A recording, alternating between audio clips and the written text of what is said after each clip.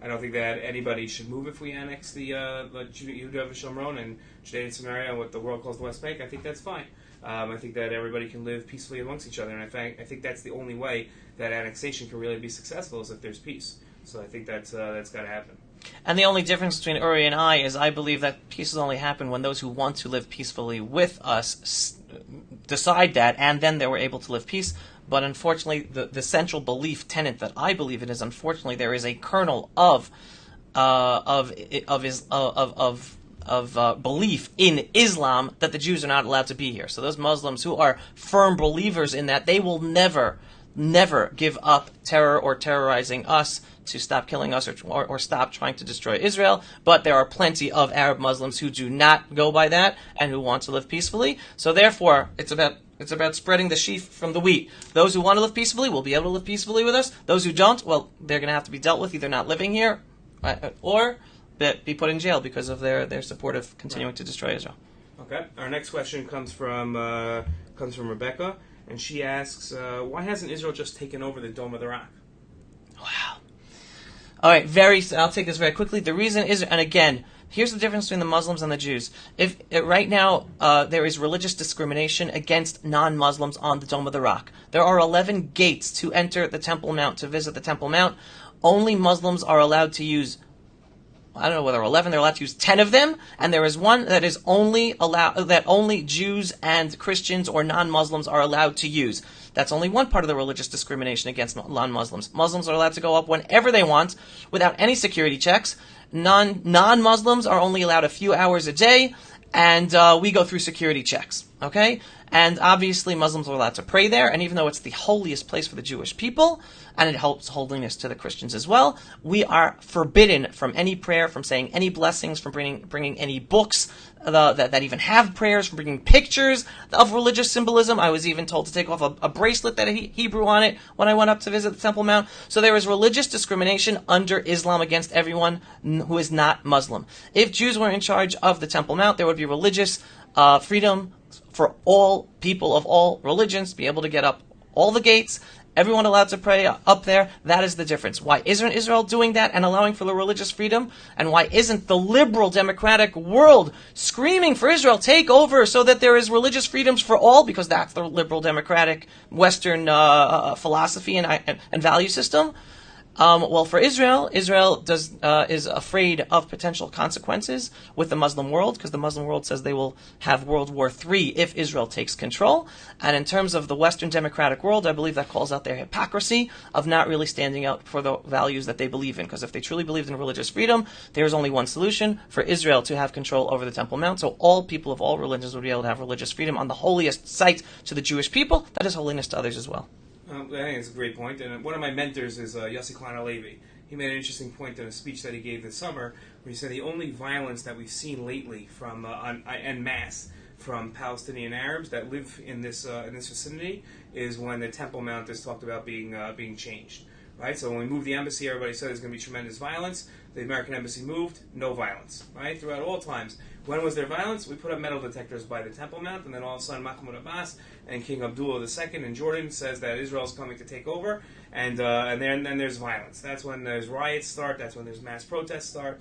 That's when the problem starts. That is fear. Right, we're scared. It's terror. Right, they're terrorizing, and we're scared, and they're building up on our fear. They recognize this fact that we're scared. So the world says, you know what? Let's not upset them. Right? That's we're letting bullies take us over. So why don't we take it over? Because we're scared to. And it's not. I don't blame the Arabs as much as I blame ourselves. I think that we're too scared to take over what's rightfully ours. 100%. And I just want to continue this point again. If you look at the historical timeline, doesn't start today. Every time there has been massive violence and rioting by the Muslims against the Jews in the Holy Land, starting in the 1920s, we had Hajj Amin al-Husseini, the leader of the Muslims in the British Mandate of Palestine in the 1920s. What did he say? That called all the Muslims out to start massacring Jews in Tzfat, Tiberias, Haifa, Hebron, massive massacre of Jews in Hebron that then had Jews leave Hebron. He spread the lie that the Jews were going to destroy Al-Aqsa. That is a religious mantra they use whenever they want to rile up the street. of the masses of Muslims. And that goes until today. After the Camp David Accords, 2000, what did the Muslims say? They said Israel was going to destroy the Al-Aqsa Mosque, and then there were the riots, the Western Wall Tunnel riots. It's always using that same exact claim that the Jews are going to destroy the Al-Aqsa Mosque. And again, following what Uri was just saying before, we are afraid to go there, and my point is, the only day we're going to stop their terror against us is just like how you deal with bullies. It's to take that card away from them. The only way to stop the terror is, yes, to take over the Temple Mount and not appease them anymore. There might be some violence initially. There definitely will be some violence initially, but that will stop it once and for all because they see we're serious. They see we're taking power and putting down our foots for what's right and against what's wrong and against their intolerance and terror against us. Until that day happens, we're going to continue with the terror. Okay. Next question is, why doesn't Israel bring back the death penalty? Okay. Want to go? We have executed one person, and that's Adolf Eichmann. Personally, I am in favor. I think that if with a proper court case in a civilian court with a civilian judge and the best defense, if we have a terrorist that's done something drastic, has taken a life or attempted to take mass life, so then I think that warrants execution. That's my personal belief. But if we're talking factually, why doesn't Israel have the death penalty? I think it's just that we're people that preserve life, and we never want to be that country that goes ahead and executes somebody that shouldn't have been executed. On that small chance, I think that the Jewish people's preservation and sanctity of life doesn't allow us to have a country that has a death penalty. Okay, so I'll go straight to the heart of the matter. I believe the main reason people talk about the death penalty is for terrorists who have murdered, right? Unfortunately, Israel has a revolving door with these Muslim terrorists in our midst. They murder us, they kill us, they massacre us, and then years later they get freed due to them kidnapping Israeli IDF soldiers and then having prisoner swaps, and then they go out and then they're free to continue killing and being involved in terror again. So a lot of people say, stop this madness of them sitting in jails, being able to learn for college degrees, watch television, have family conjugal visits, and then in the end know that, and get paid money, and their families get paid money, and end up being freed one day in a prisoner swap. Let's just do the death penalty and end it once and for all. They killed you, have the evidence, you know they're murderers, just kill them, death penalty. All right? Again, the reason I think has to do with Israel's justice system and part of what Uri was saying right now. But I'm going to go one step further to take a step away from the death penalty.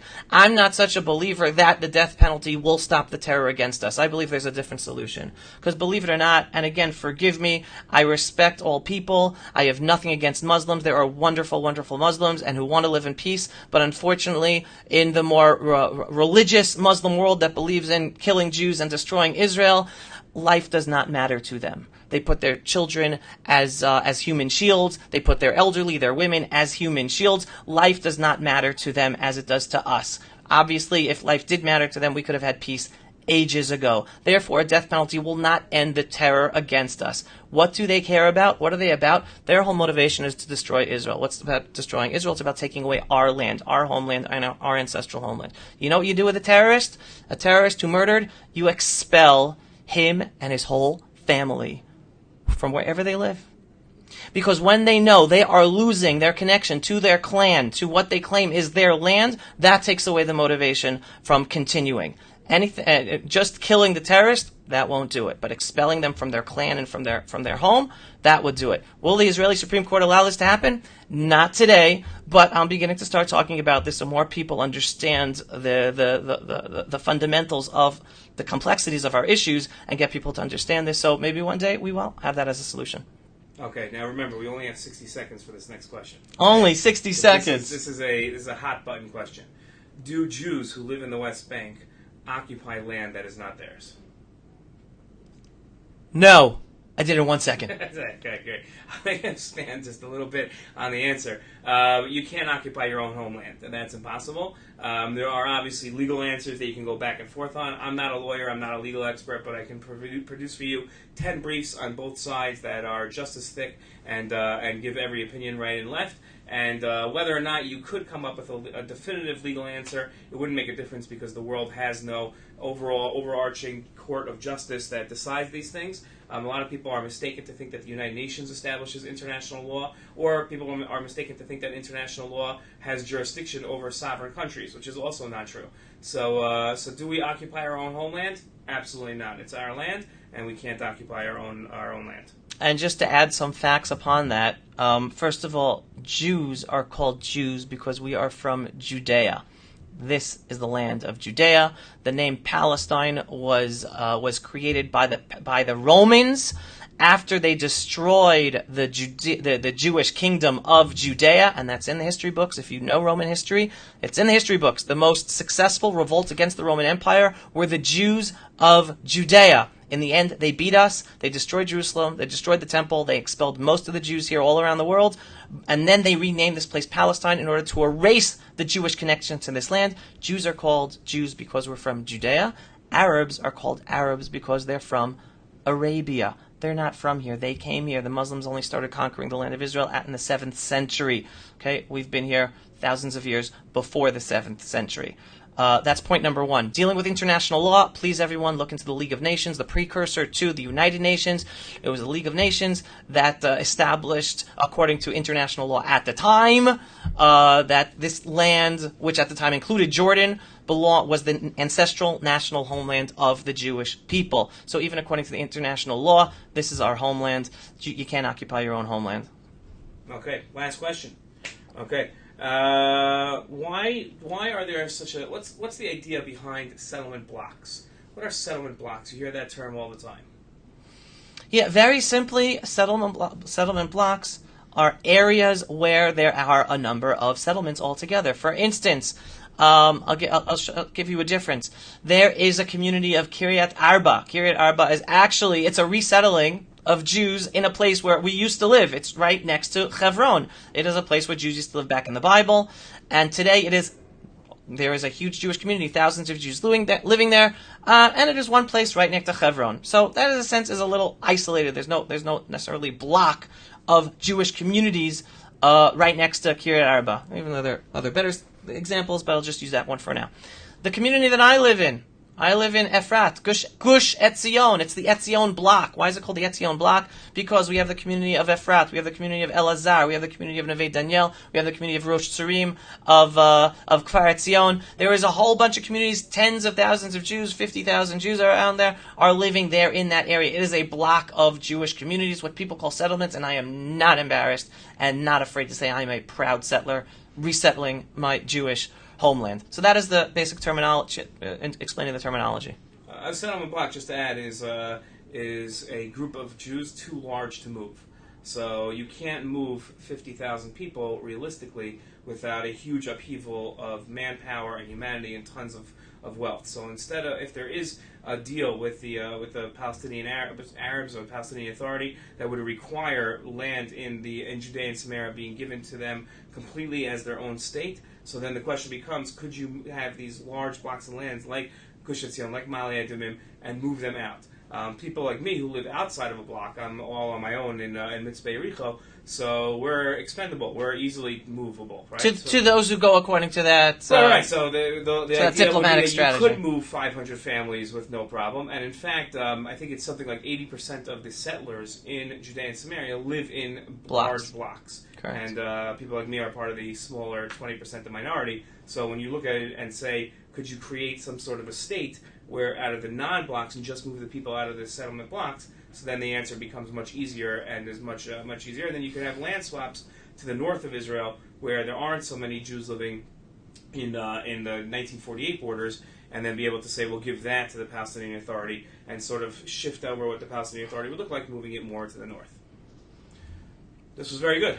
Unbelievable. Our first episode. This is great. So again, Rabbi Uri Polachowski, everybody works for, If Not Us, programs for students, teaching them the truth about what's going on in Israel on the ground to be better educated.